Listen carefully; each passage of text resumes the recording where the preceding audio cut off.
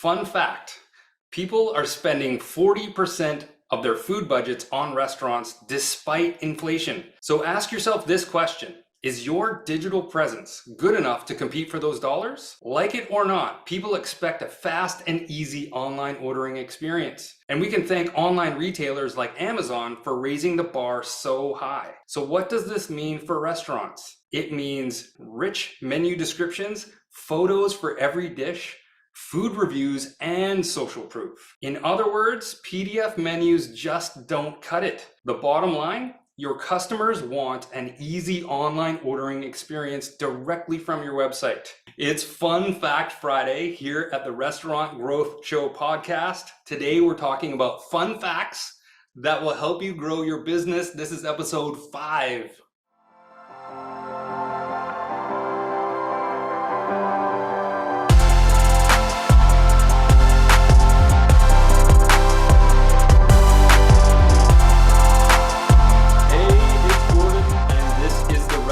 Growth Show podcast, where we talk about how restaurants can use technology to boost their sales. We've got a lot to talk about in this episode, but first, let's introduce our guests. First, we have Jose Alvis, co-founder and chief growth officer at Moduurn with more than 25 years of online marketing experience. Jose has successfully founded and operated companies in software and hospitality. Jose's passion is to continue to build technology to help restaurateurs grow their businesses. Next, we have Alex Cook, VP of Sales and co-founder of Moduurn. Alex's experience in the hospitality industry spans 30 years, including 16 years selling POS solutions throughout North America.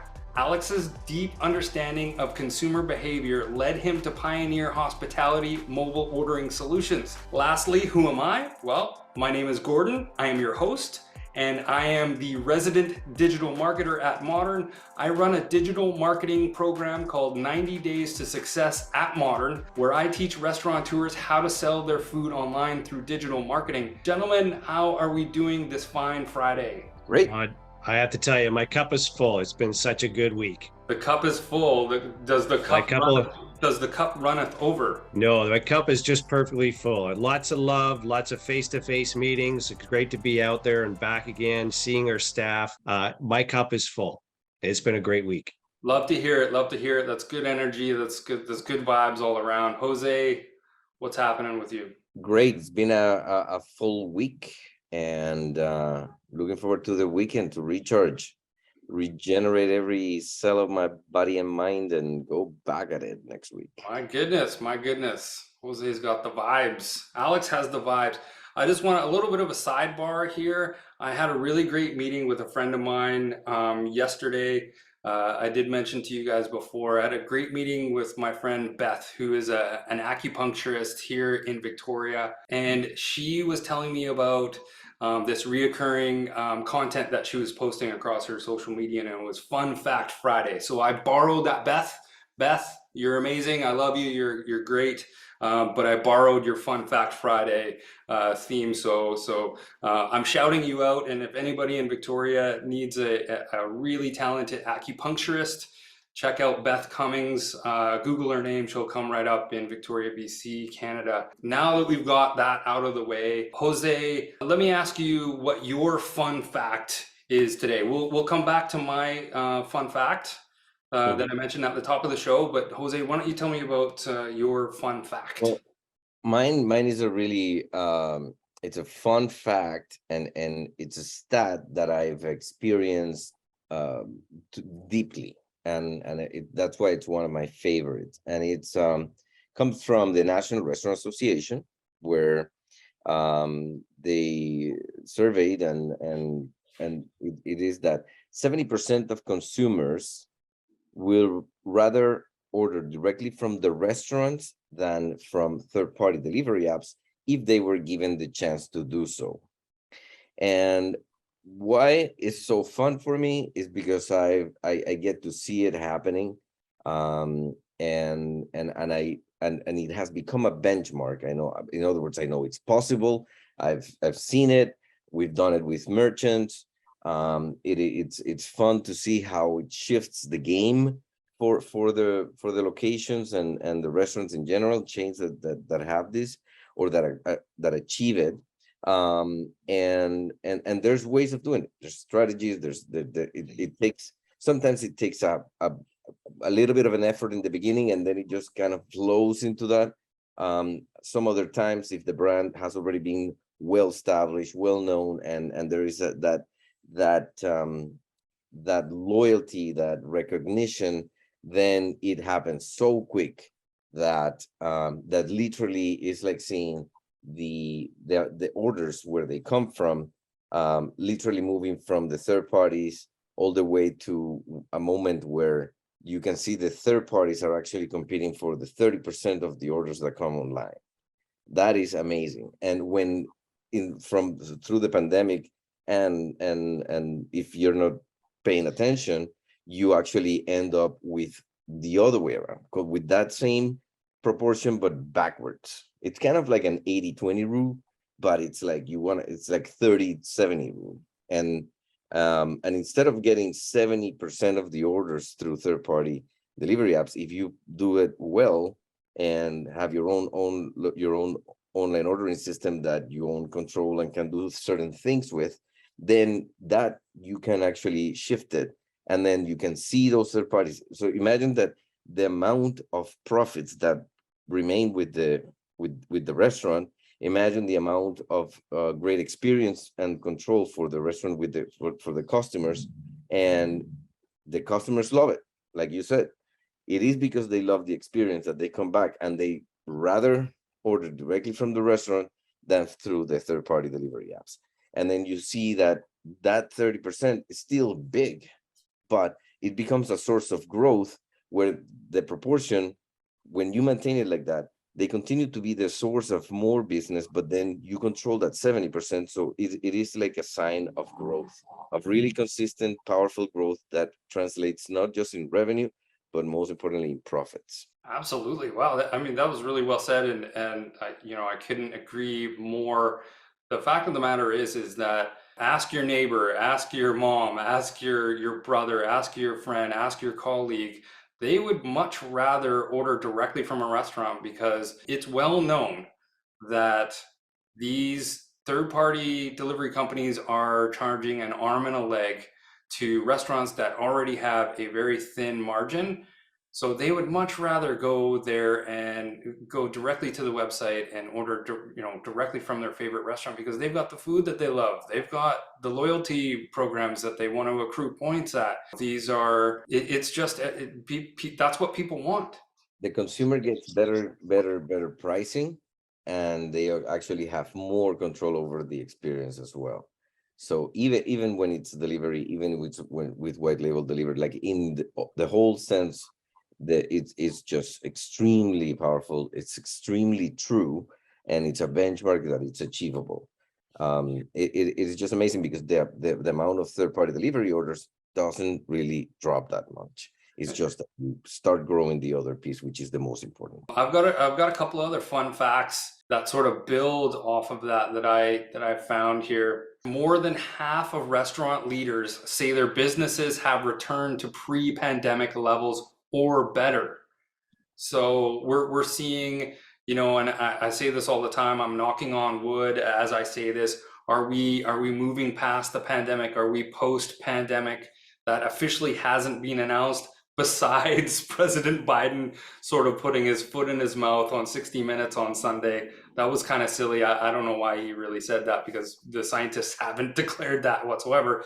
But we are sort of trying to move back into normality, and restaurant owners are saying that they have returned to pre-pandemic levels or better. So there's some optimism in the air. There's obviously inflation. There's still a lot of trouble with the economy, but truth be told, we are on a track to returning to normality. We met for lunch today, the three of us, and one of the things we were talking about is how great it is to be out in person in a dining establishment having lunch, and how we're getting out of that 2-year lull that we've kind of been ingrained now, working from home. And we're getting out slowly, but now for me, it's like getting back into lunch routines, getting back into meeting people face to face, colleagues, partners, local businesses, not just in the hospitality industry, but all sorts of community minded, like minded professionals, with their chamber or whatnot. And it's great to see. So when you take a look at the levels coming back from the post pandemic, I think it's kind of led by the younger generation. They're the first ones to get out. I'm 2 years older now than I was pre-pandemic. I felt like I Yeah. aged like 10 years in that process because it's taken me longer to get back to those pre-pandemic mindset that I think the younger generation were much more sociable than I am now. And as we start to get more and more people comfortable getting out, that those numbers are just going to increase.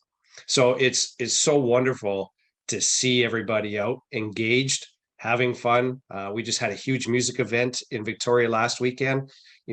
Tens of thousands of people all out socializing and dancing and reconnecting again. I say reconnecting because that's such a big part of it.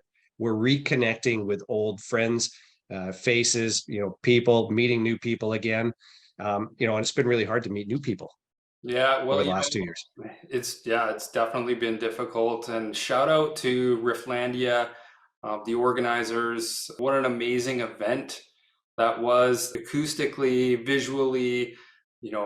Everyone who attended was just in great spirits. There was no drama. There was no, I just really had a really fun time. And thanks to Jose for the free ticket, man. That was awesome. But we had a good time. Probably drank too much beer, but hey, it was good. It was a good time. It was a Friday, so it's all good. All right. Well, back to our fun facts. Alex, I know that you've got a fun fact there. Why don't you share your fun fact with us? I'm checking this out. It's a great exercise because there's so many different facts. In fact, even while we were talking, I kind of went back and forth from a few different ones, but I'm going to stick with the original. And that's that 60% of US consumers, 60% order delivery or takeout once a week. So you think of, in the United States, we're talking over 300 million consumers ordering food, 60% of them at least once a week. Now, I have a second or part two, if you want, of my stats, which is 31% say they use these third-party delivery services at least twice a week. And I throw that one in because I think that's where the opportunity is. Just to carry on to what Jose was talking about, how can we convert those third-party delivery orders to your own branded app and capitalize on those 60% that are ordering once a week or twice a week now with the delivery side to come to your establishment compared to the competitor who's down the road? Absolutely. Jose, let's unpack that. What are some good strategies that restaurants can use? They can use at the location level to use third party as a lead generation, as a onboarding for new customers. What are some tactics? Well, there's a few. I would say that one of the most common now is the dropping the little rack card in the third party delivery orders, inviting them through a QR code or just a link even, or even just a call to action will make a difference so that the next time they order directly from them. Ideally, what you want to do, because like we talked about last week, dynamic pricing allows you to give an advantage for those that actually order directly from you and giving them an extra incentive while they're already saving the delivery commissions, the tip, like so many fees and things that come through when you place an order through any of these third party to the consumer, let alone then the charges to the restaurant. Everybody, the ecosystem is much more healthier for everyone. So once they learn, it's easier to then just keep ordering directly. The benefit is pretty evident. It's, sometimes could be anything from $10 to $20, $25 sometimes. Exactly. So some print marketing, a rack card or a little, 5x8 postcard, some print marketing thrown directly into the takeout bag or the delivery bag that comes from third party, right, is a great option. I've also seen a lot of restaurants use print marketing in terms of banners in store, tent cards on tables, mentioning that, hey, we've got our own online ordering system, scan the QR code here, install the app, order online here, skip the queue, get ahead of the line, order ahead. It's all about awareness. And speaking about print marketing from a digital marketer, it's not something that an avenue that I typically like to go down, because to me, it's pretty old school. However, it does work for restaurants, and the more awareness you can bring to your customers now that they're coming back in store, I think that is still an effective tool, on top of mentioning the fact that you have your own online ordering app on your social media, in your email, on paid search, on Facebook ads, letting your customers know, and your potential customers, that you do have online ordering. And the more consistent you are with that message, the more it's going to permeate throughout the community. People are going to understand. And then let's bring it full circle, because we do know that 70% of those people want to order from your first party app, your own online ordering application. We know that. So if they don't know that you have an app, then they're not going to order from you. They're going to go back to Uber Eats. It's all about awareness and doing the minimum, letting your customers know, letting the community know, like, hey, we've got our own online ordering app. We'd prefer you to use that instead of these big companies that are charging us 30%, and we're making no profit on those. Can I share a story with a conversation I had just before this podcast? Of course. So I had a gentleman reach out to me over the weekend, and he had used our solution in another restaurant and wanted to learn more about how he could use it in his pub. And his big concern right now, he's got 2 levels. And on the upper level, there's times, because of the staff shortage, that people just don't find a server. They can't see them. So it's not like you can wave across the room and say, hey, I'm over here, can you come see me?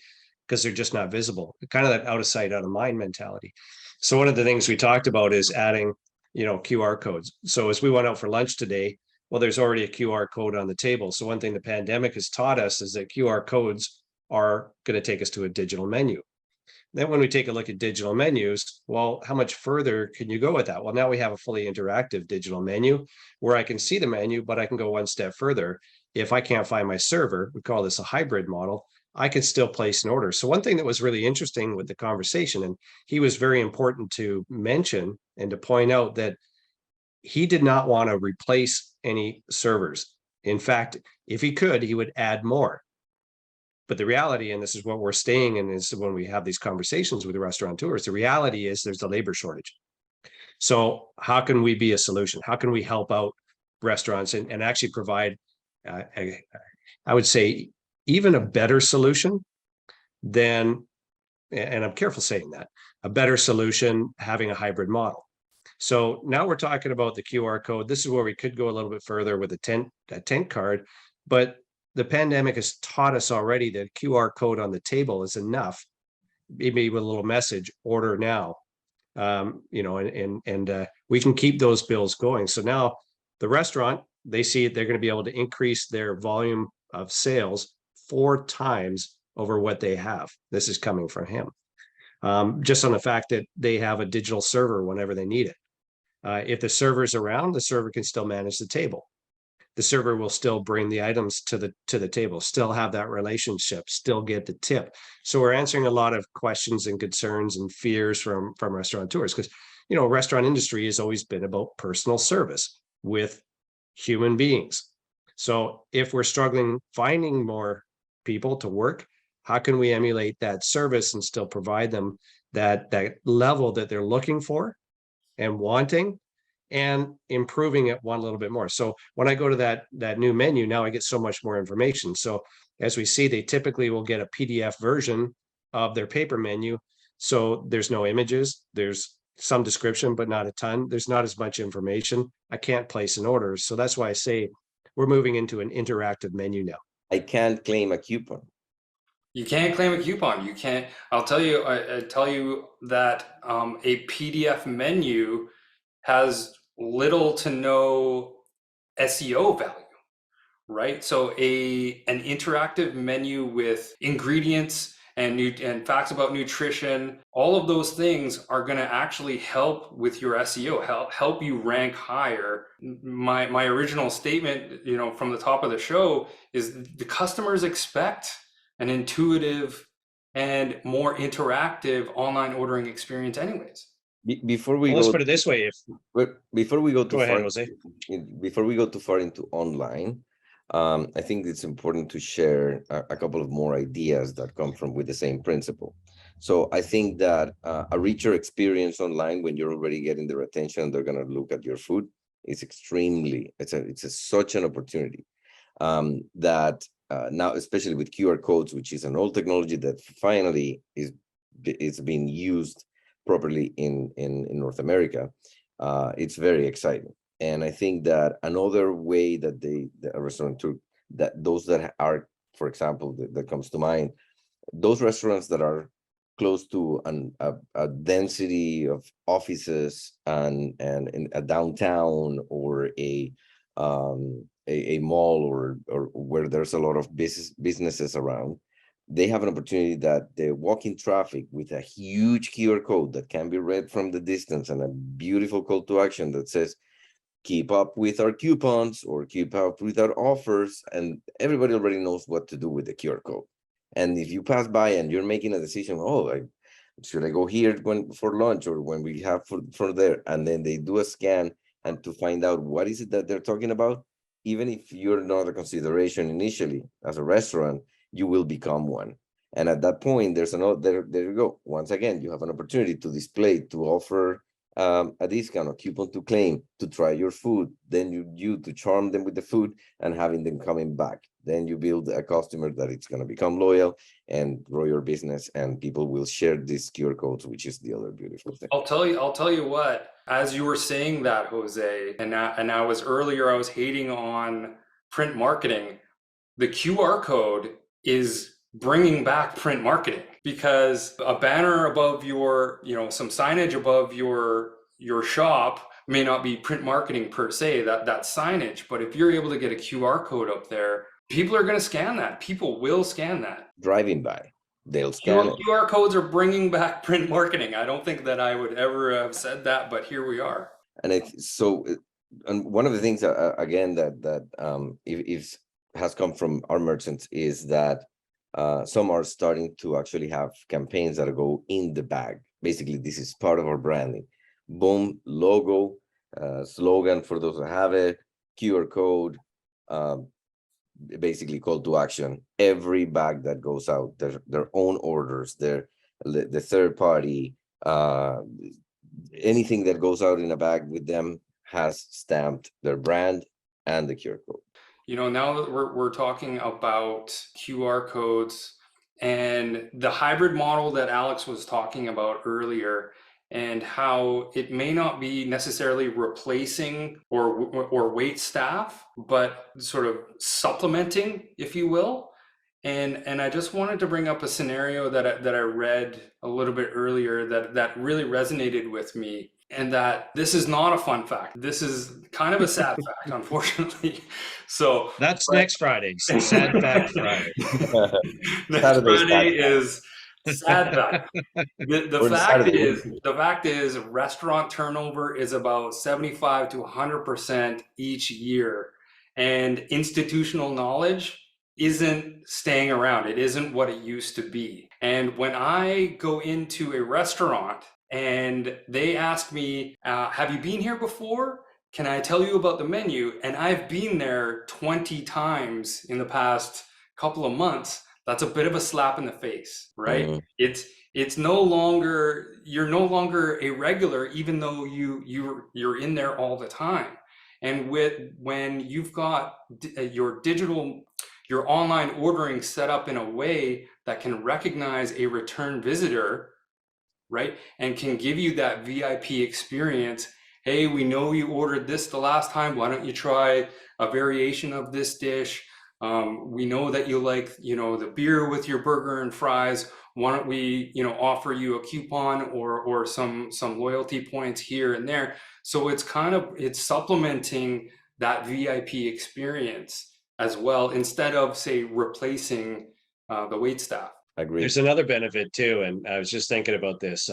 I golf on Wednesday afternoons, and at the end, we always sit down. We have a couple pints and a bite to eat. But I'm always frustrated because the menu never changes, and the feature sheet is exactly the same every week. And I come into a new month, and I can't wait to see a new feature, and there isn't one. So ideally, I would like to express, I'll say my disappointment, but I'd like to encourage them to be a little more creative with their menus and change it up a little bit. This would also give us the ability to offer feedback. So feedback to the rest, instead of me having to track down the manager, tell a server, because if I tell a server, it's never going to make it in management. Most of the time, they could care less. So I would actually have to track down a manager to pass that information on. There could be a lot more people like me who would feel that way, who again don't want to talk to a manager. They just like, it is what it is, but it's still something that's a little bit disappointing week after week, because you are looking for some creative changes in the menu or whatever the experience is. Yeah, and I think that's where, social comes into play as well, because everyone's got their phone handy. And when I'm talking to restaurants, I like to tell them, as the food's going out, take a shot of that new dish, because depending on, who's on in the kitchen that day, there may be slight variations on each of those dishes. And that's some new content, that's some creative, taking with different combos and with different sides, and even with a different background, creatively, that can sort of spur a little bit of interaction and engagement, and possibly some additional orders too. So the creative aspect of just taking a mobile shot of the food as it's going out the door can offer some variation. So this one's on pizza. I thought that was quite interesting. Pizza chains, so specifically for pizza, reported an 18% increase in customer spend from online ordering versus phone orders. So being able to increase that average check by up to 18%, we've seen some customers 20% or higher, just because of the way that we can create the experience and the menu orders and the add-ons or suggested sell. Makes it a natural progression for increases in average checks. So if I have a pizza and I've got my special pizza that I order, and let's say I'm typically green pepper, mushroom, and ham, but I've got the option to add not just other toppings, but what else? Is it a beverage that I want to add, another side or an appetizer? Anything when you think about it. I love Jose. We've talked about this one, I don't know how many times, but if you have a hamburger, chances are you have eggs in inventory. Why wouldn't you have egg as an add-on for your hamburger? Not typically something you see on a menu, but there's $2 that you can add to that particular order just by adding something you have in inventory as a fried egg on a hamburger, which, by the way, I love. Or $2.50 these days. Or $2.50. Yeah, it's amazing. I agree. It's the funny thing about that as human beings is that we are always curious, and we always try to take those risks of, how do I improve this? How do I make my burger cheap, richer, and what if right? So if you put the what if possibilities there, the chances are that at some point it's like, oh my God, I want to try this variance. Or when someone does and then they share it, which I've gotten, I have a lot of data on that personal experience that people share. Consumers that it's like, usually goes something like, I just love the possibilities. I just love the possibilities. Everything that was there, I just built my most craziest burger I could, or my most craziest version of the specific dish. So I think that giving consumer those possibilities, it's leaving it to them. Like, if they at home could build burgers like that, why not with your super fancy quality recipes, giving them the option of taking them a little bit more like home. In grocery, we call that an impulse buy, right? And you've got someone who's ordering food already, they're hungry, they want food. And when you make a suggestion like, hey, have you considered adding an egg to your burger? Like, gravy on the fries. or make your fries into a poutine. You just added $4.50 to your order. Happy to have it. Now happy to pay for it. Exactly. And the other interesting thing about that is we know how those impulses work. You're like, yeah, I wanted this big. Oh, but I could actually only fit this big. So the size of the order that you request, it may be that you have leftovers, but guess what? Leftovers a lot of the times are another opportunity to enjoy that beautiful experience of your restaurant. I don't mind leftovers at all. And Love it. Alex, you mentioned phone-in orders, and I don't think we haven't talked about the time-saving factor of reducing phone-in orders compared to the online orders, and how that actually saves quite a lot of time, quite a lot of errors. We really haven't talked about that a heck of a lot. And in this labor crunch, that's really, really important to restaurateurs as well. Day to day, and it's been a busy day, but this happens every day. Talking to different clients, and they're open and sharing with me their experiences. I talked to one today who's been with us for a very long time, and he was telling me that he gets so busy that he has to shut off delivery. But more importantly, what he does is he turns off the phone. It goes to a phone message. You cannot phone the restaurant. If you want to place an order, the only way you could do it is direct you to online ordering. Why? One, he gets a better experience. Two, he's collecting the data. Three, he's able to handle more orders then they can handle 5 orders per one phone call, if not more than that. So it's way more efficient. And also it helps reduce his cost and increases profit. So there's all these benefits, where the traditional phone call is someone who is taking up time. It could be a whole bunch of different questions. There could be language barriers that we mishear the information. So now all of a sudden we make the order wrong. So then we have to remake it, costs us money, it's food thrown in the garbage. There's so many different ways, but it's really interesting as we talk to clients who start to understand how they can better use the system. He's also going through a labor crunch. And so then that's why he shuts off the delivery. He can actually handle more orders in the kitchen, and he picks and chooses. He says, I got my bums in the seats, and I also have those that are actually going to come and pick up the order. But if they want delivery, I'm sorry, I turned it off for now. And then he'll turn it back on during the shoulder season because he's typically right in the heart of the tourist district. Makes sense. Makes a lot of sense, because why would you get busy with, it's already expensive to operate it? Why would you get busy with the ones that give you the least margin, least profit margin? You go to the back. Bigger margin that gives me, it just makes sense.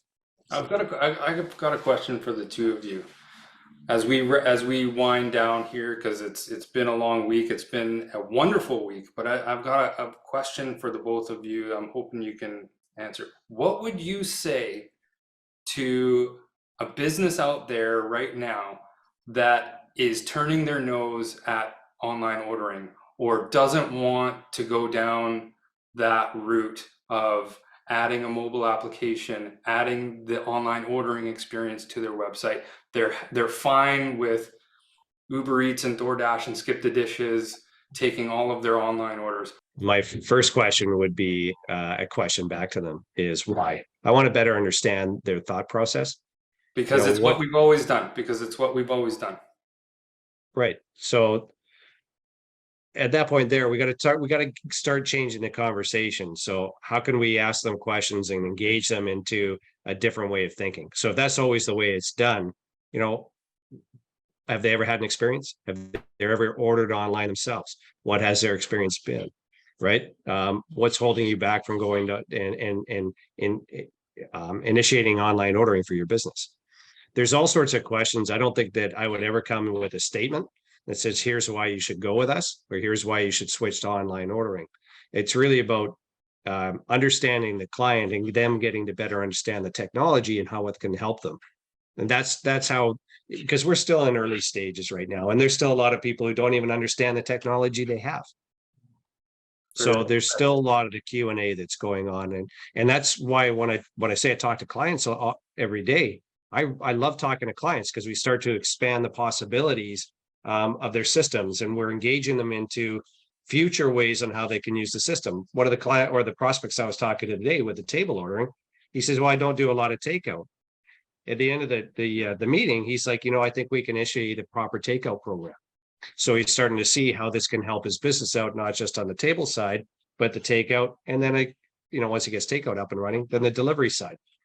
So it is a constant engagement and conversation, because as simple as it seems, this is a really complicated program. Like I challenge anybody from any industry to come in, especially outside of the hospitality, come into online ordering and say they get it right away.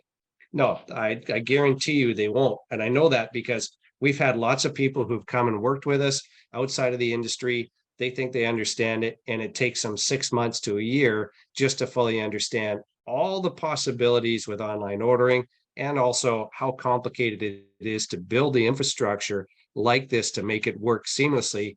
But most importantly, and I don't want to scare anyone off, we can make it look simple. If I watch Roger Federer play tennis, man, it looks so easy.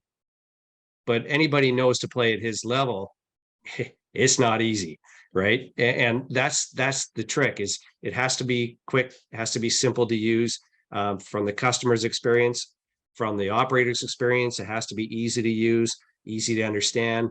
But the reality is, there's a lot of moving parts behind there, and there's a lot of different ways that we can set things up. There's a lot of as they learn about the systems, a lot of things we can introduce, modify, change. And that's what we're starting to see, is that this is definitely not a one size fits all approach. And that's why I say, Gordon, that there's no easy answer. There's nothing I would say is this is what you should do. This is really about us understanding our client's industry, or that's not our industry, but that specific restaurant's challenges. And then here's some solutions that we can offer. And here's how we think we can help your business out, and help it by, running a more efficient business, helping increase sales, helping with the marketing side. So here's all these benefits that are tied into this real complex infrastructure, this web of infrastructure, right? Sorry, that's a long-winded answer, but that's my approach to everything. Yeah, when it comes to sales. That's very well said, and it's very much appreciated as well. Coming from my side of things, I've been in this space for 2.5 years. I've been in digital marketing and the tech space for 10, and it was not easy. And I came in with a little bit of attitude, going, this is how it needs to go. This is what needs to happen. And I quickly found out that is very complex. Jose, what would you say to businesses that don't want their own online ordering application? I think I agree with Alex. I think that the conversation would be steered about what has been their experience as clients, and what has been, if they've had online experience as consumers, what has been the closest experience to what the restaurant is. Because sometimes they and I hope that they actually, if they don't, they're charging a lot of money and creating an experience that actually is worth that, so that you couldn't have it on the phone, which I think it's a gap that is just closing as technology gets better. So if they've had an experience with similar, okay, so let me share it with you like this. So you know how and you have experience with this as well, you would do a consulting about someone that wants to create a website experience, and you tell them, tell me your 3 favorite websites out there, the ones that you admire and love. And they would go around and be like, oh yeah, these ones. Well, because everybody has, most people have placed orders online. And sometimes you may have either try to, if the competition does it, you may try it out to see if it works. If someone close to it, then you the same. So I would ask them, which are your 3 favorite experiences, and is there any that is closer or similar to your restaurant operation? Like if it's fine dining, have you ever seen any restaurant that uses it? And they may say yes, they may say no, but I would try to maybe have one, like for example, one of ours that do, and bring them to they are using it for a reason, because it actually works. It's just how it operates and making it work really well. One thing that I would tell a business, an enterprise, whether it's multi-unit or a single location business that says they don't want to go down the road of online ordering, I would ask them, what are your competitors doing? And a lot of the Oh, time, I changed my answer, Gordon. I want to go with your answer. Yours is a lot shorter and more to the point, and probably a better answer. most of the time, these restaurants aren't aware of what their competitors are doing, and they're not doing that market research. And that's one of the first things that I do is I go, let's go check out your competition. Let's see what they're doing. And guess what? They're switching to online ordering. One last fun fact for you guys. It is Friday, and that is a fact. And we're going to wind down the show. I want to thank Alex. I want to thank Jose. I want to thank everybody that showed up and tuned in to listen to the Restaurant Growth Show podcast. This was episode 5. Thank you all for showing up. Have a wonderful weekend, and we will see you next week. Thanks, guys. Thank you. Have a great weekend. All right. Thanks, guys. Thank you so much.